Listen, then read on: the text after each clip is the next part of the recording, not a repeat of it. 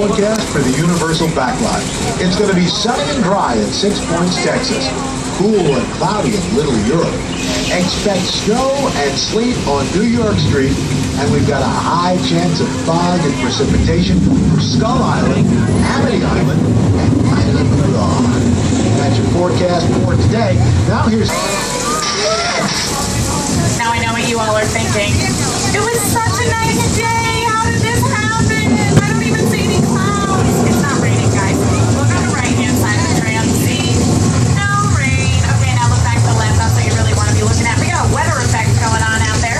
There's sprinklers out there that's shooting that water straight up into the air, and then it falls back down, and it just looks like rain. Classic weather effect, but I'm sorry. What's the issue? That's cool. Oh, the sprinklers won't turn off, you say? Guys, we have terrible road drainage here in Southern California. Yep. Not good. Oh, it's December 2012. Again, guys, I tell you. Now you might recognize that particular weather effect from the film Big Fat Liar, in which it serves as a convenient escape mechanism. Wow. You can't outrun the wolf, kid! Yeah, we'll see about that.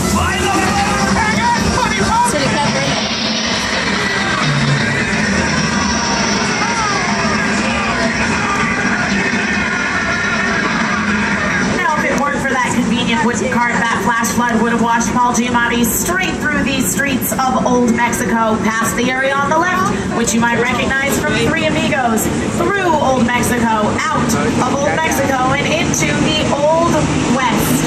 Welcome to 6 Points, Texas, y'all. So named for the fact that there are 6 streets that converge into a single point. Now, these streets have been walked by all of the most famous cowboys, including Jimmy Stewart, the Duke John Wayne himself, and of course, the very famous cowboy you'll see right now on your screens.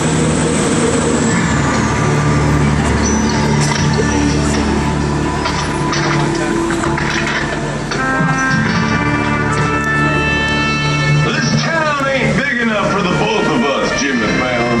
Well, I ain't going anywhere, Jimmy Fallon. It's also where Norman Bates stashed the bodies of his victims in Psycho. So, I'm kind of starting to rethink the whole swimming in their SS Venture. Just waiting for the water to settle a little bit here, guys. So if you do have anything on the floor of the tram, it is a good idea to pick it up. Just because water sometimes likes to get into the tram. Okay. We'll be taking you down into the water so you can see the sets.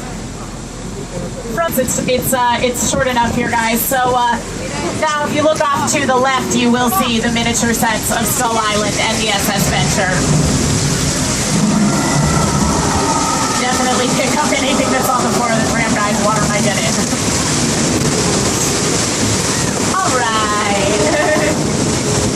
Now, if you look on your screens, you can see that when they add darkness, weather effects, waves created through the use of grand piano, or tiny as a paperclip, anything an actor holds or touches on a set is what is known as a prop. We can use props to turn the area on the left-hand side of the tram, this charming European village, into any part of Europe we want it to be. That is our little Europe area of our sets. Was recently seen on some television shows, including Curb Your Enthusiasm and HBO's True Blood. Was also featured in the first 3 Pirates of the Caribbean movies. Was featured on an episode of Bones. Look, they're sweet. He looks very upset. When I talk to him, just the guy behind his arms. That's with the FBI? FBI, yeah, we hear about the human remains. That's him, right over there. You alright? Yeah. Now, off to the left-hand side of this set, as we pull in here, you might notice that there's a sign up that says Hot Set, and that just lets everyone know that the set is fully dressed and ready to go. It's very important to put up a sign once the set is ready to be filmed from, because it lets people know to not touch anything, because often when they're doing a single camera production, such as Bones, they'll film the same shot multiple times. And if people start touching things, you begin to have continuity errors, which is like when you notice that the clock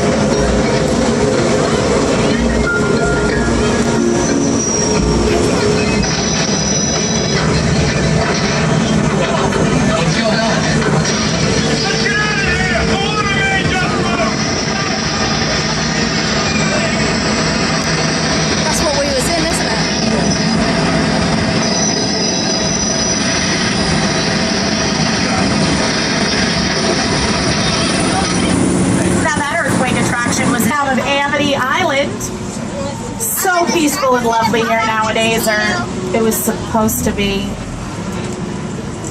They caught the shark, but apparently there is another one in the water now.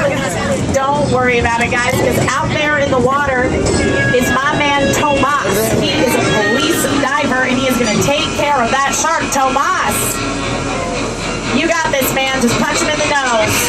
That's it, Tomas. Just a quick punch to the nose. Block his gills so he can't breathe, maybe. Tomas. Or maybe more like no Moss. I told you shouldn't go swimming with all that red Kool-Aid in your pockets. You know what, guys? I'm sure that Tomas is going to be just fine, but while he sorts out his situation, we're going to go hide behind this gasoline, because I read on Wikipedia that sharks hate gasoline, and everything you read on Wikipedia is true. So we're obviously going to be perfectly safe. Oh, dear. He just took the whole gear away with him, and now the gasoline's sprayed everything. This gasoline plant? Oh, no. That's exactly why. Oh, dear. We just got flames on the side of my face. Oh, no.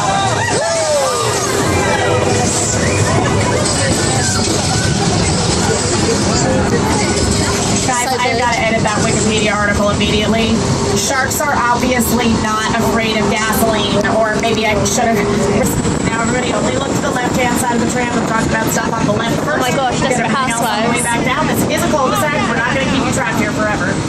The first house of note is this tan house with the white trim, which belonged to Gabrielle Solis, played by Eva Longoria. Next door, Bob and Lee's house was the original home of the Munsters in the classic 1960s series. Next to that, the stone and yellow house belonged to Susan Delfino, played by Terry Hatcher.